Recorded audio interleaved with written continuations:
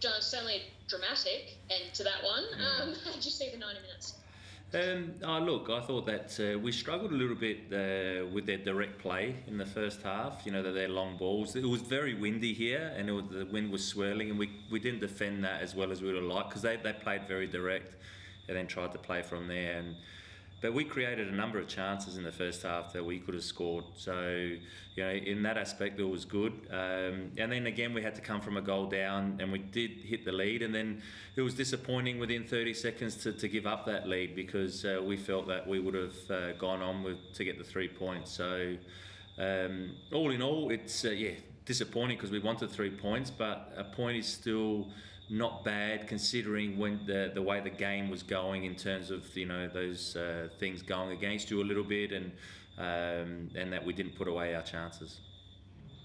Bit of an uncharacteristic sort of penalty giveaway from Leo, who's been very rock solid and very standing all season. But Jamie Young got you out of one there. Yeah. That dramatic sort of finish. Yeah, look, disappointed that that Leo gave away a penalty. Look, if he pulled him down, it's a penalty, even though the ball's nowhere near the action, because it wasn't. He was nowhere near it, so it's disappointing that he needed to even touch him. He didn't need to, but you don't know, you know, what was going through his head, whether Orenia was saying something to him, but you have to keep your cool and keep your head. And but then, you know, Jamie Young saved it well, but we deserved at least a point, and, you know, probably more than that. But, you know, so it was good that Youngie was able to save that for us. Yeah. Sorry, you go, Nick. I was just going to ask, John, I mean, it's not the only VAR call you guys were on the wrong end of, the one just at the start or the end of the first half. I guess, what were your thoughts on that? Was it the goal? How did you see it? Look, from live, I thought it was handball, but I didn't see the replay after that. The referee said that you know, he couldn't tell because the monitor was too small. That's strange for me. If they called him over, clearly they thought it was handball. And then, you know, if they've got a bigger monitor and a bigger screen, then they need to make the decision. You know, again, we could have probably dealt with the corner a little bit better with the swirling wind or whatever. But the rule is, on the handball, if it hits your hand any time in the box when you score a goal or go to score a goal, it's handball. I don't know, did you see it on Paramount? Did it look like it touched his hand? There were so many different angles. From one angle, it looks like it did. The other one looks like it comes off his thigh. It's, you know, it's almost eye of the beholder kind of stuff, you know. Yeah. Okay. Well, it seems like those things have gone against us a few times, but anyway, that we just have to deal with it and you know, control what we can control. That wasn't really the major thing for us. There was other things that were 50-50s that weren't going our way, but look, you know, that happens in football. We just have to, you know, not use that as an excuse, not lose too much energy over it, because, you know, we haven't had too many decisions go our way this season so far. Just on one of your players, John, Lockie Wales, I know he's not been scoring, but he seems an incredible touch in terms of assists. What's, I guess, clicking for him at the moment? Because you've seen him over his years at City and then United used in different roles, but it seems like as a creator, he is going to another level this season. Yeah, he is. And look, he's playing regular football. He hasn't really played this many games in a row throughout his career, so he's starting to gain confidence, and the goals will come for him. I know that he can score goals, but he's playing really well and very consistent in the way he's performing. Today we're going to start him out wide, but you know, Rene Krhin pulled up sore. We didn't want to risk him, so we moved Lockie back inside, and he was finding space, and he was kept on. It was you know, a very great outlet for us, really, and caused them a lot of problems in the first half, you know, running in behind, and then when they dropped off, he was able to get the ball to feed and be in those areas. And, you know, the goal that he set up for Prijovic was, you know, was a great ball and a great finish again from Alex. So, you know, Lockie's been doing well, and I thought he was exceptional today. You What is mentioned. the limit? Oh, sorry, Anna, go. You go. No, you go. It's all good. I was just going to ask, John, what's the limit for Lockie? I mean, he's been in the Olyroos squad before.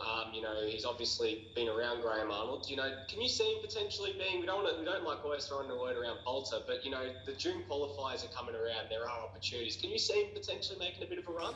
Oh, look, it's hard for me to say because I don't know what every other player is doing and how they're playing. And all I can say is that Lockie just needs to keep working on his game and keep on, improving. And he's doing that. He's trying to do that every day, trying to improve his game.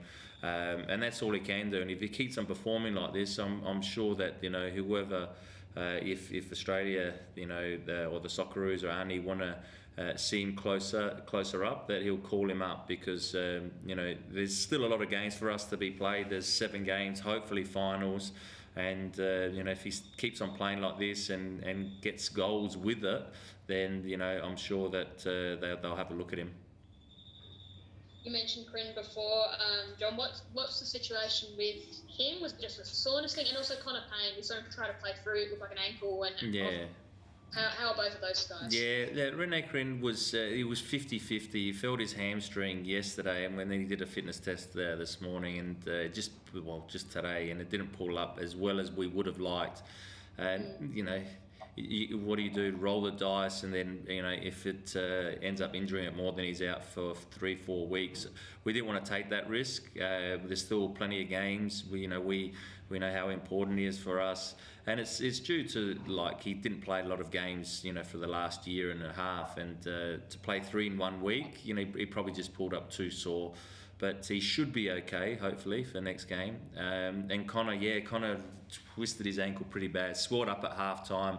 He ended up running out the half pretty well, but then when he came in at half-time, it swelled up, and he just struggled when he got back out there. And Dylan Parias also twisted his ankle. So it was unfortunate, 3 things sort of in the one game. You don't really think that that's going to happen. And that was strange that we only had 3 minutes extra time as well, for VAR checks, goals, substitutes, injuries, and we only had 3 minutes. I think they struggled today, the officials. I'm not sure. Let me know what you think about the 3 minutes at a time. I've never seen 3 minutes. Normally when we're winning, there's about 7 minutes at a time. Strange.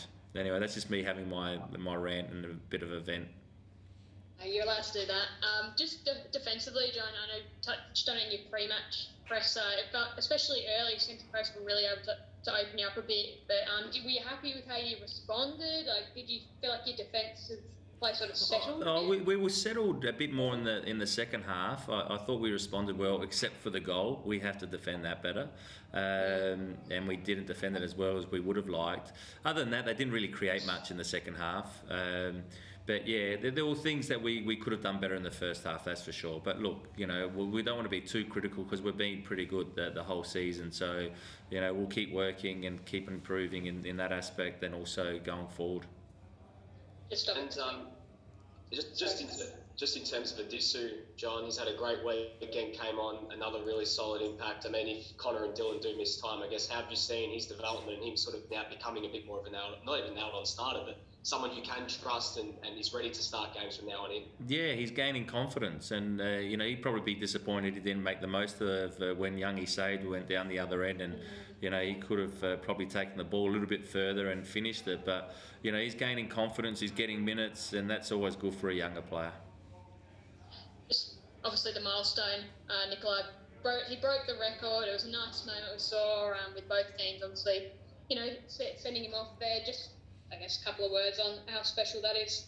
Yeah, I have to say, thanks to the Central Coast Mariners players, because they stayed out off their own back. We asked, and the players did that, and so I appreciate that, and also our players show their appreciation of what Nikolai has actually done in his career. He's been unbelievable for the A-League, and also the amount of games in a row that he played for the last whatever years. It just shows, physically how he looks after himself. What a professional, great defender. But he's just so good to have around the group, because not only on the pitch is he a pro, but off the pitch, how he looks after himself.